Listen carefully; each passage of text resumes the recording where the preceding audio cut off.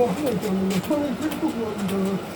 れでやったんだから問題、もう申し訳ないから勘弁だって、お姉こう3年だか7年だって、どこにやらへんだってよ、奥様が言ってやっても、そんだけ、そっちのも。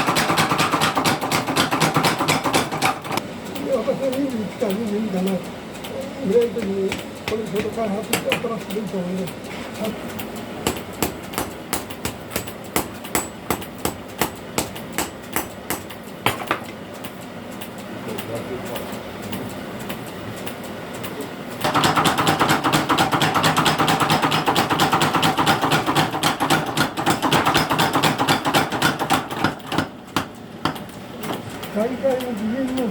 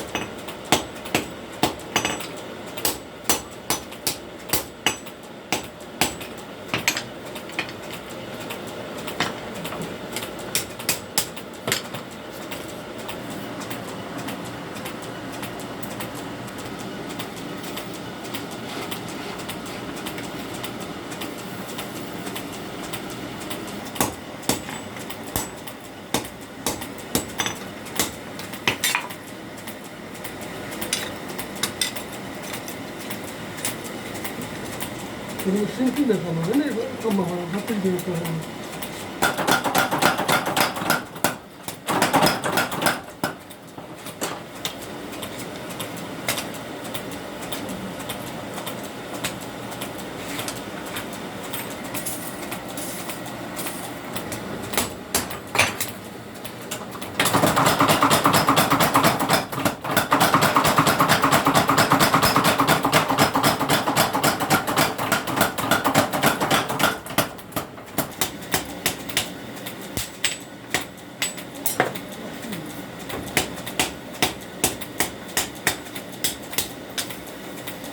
それが今度はその前を息子がね、今度子供がね、ちょっと出てやってるのに、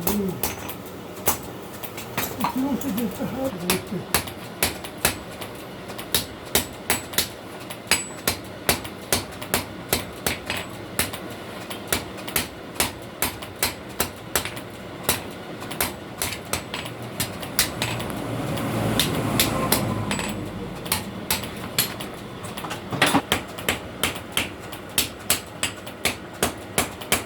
それが前もね、高校でまだまだイタリアに最初入るのに、大学のあれスタートで入ろうと思うと、かえって厳しい。